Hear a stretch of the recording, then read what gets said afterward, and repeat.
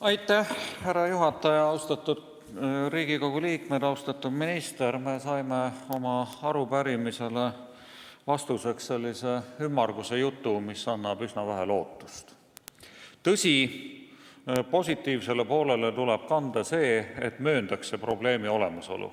Me oleme astunud suure sammu edasi et selles küsimuses nähakse probleemi, kuid meie jaoks on ikkagi väga oluline see, mismoodi hakkab see lahendus nüüd tulema.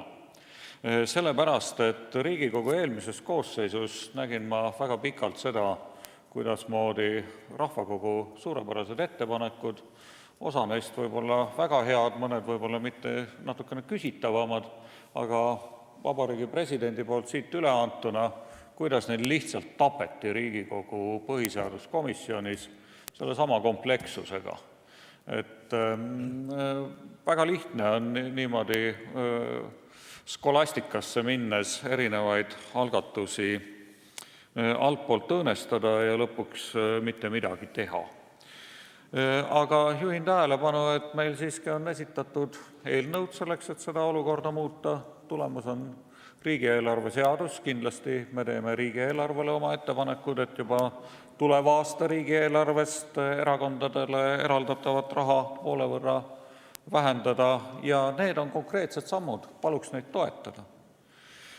Nüüd, mida ma ministri jutus ei pea nagu niisuguseks heaks tooniks, on see, kui otsitakse niisuguseid põhjendusi, et vaadake, mida Keskerakond teeb Tallinnas.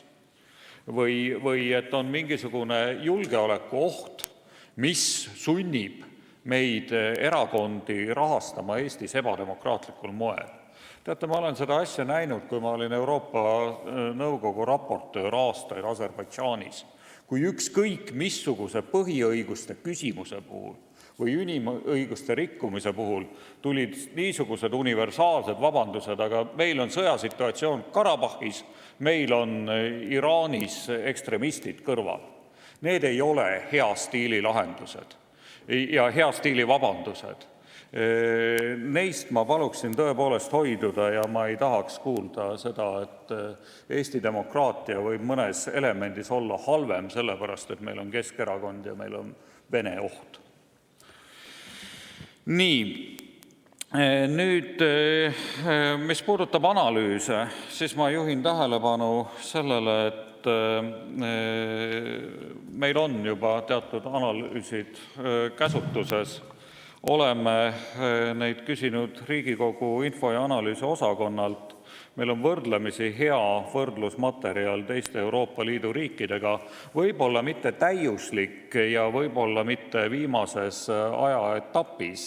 Ehk see on tehtud 2010. aasta andmete põhjal, seda kindlasti oleks mõtet värskendada, aga see ütleb väga üheselt ja väga selgelt seda, et kui aluseks võtta võrdlus GDP-ga, siis see raha, mida Eestis antakse riigieelarve kaudu erakondadele, selles võrdluses ületab ligemale 3-kordselt järgmiste Euroopa Liidu liikmesriikide näitajaid.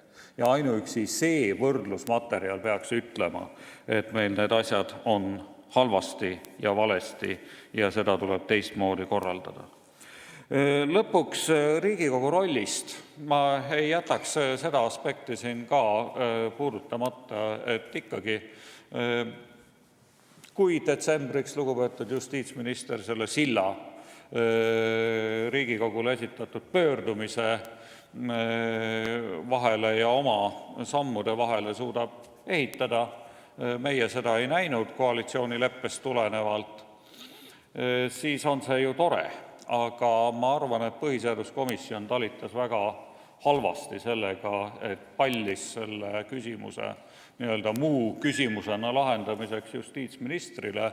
Tegelikult on just nimelt Riigikogu see koht, kus erakonnad omavahel peaksid saama niisugused probleemid selgeks kõnelda ja vastasel juhul, kui me seda ei suuda, siis ärge imestage seda, kui meid jälle kusagil kummitempliks nimetatakse. Aitäh!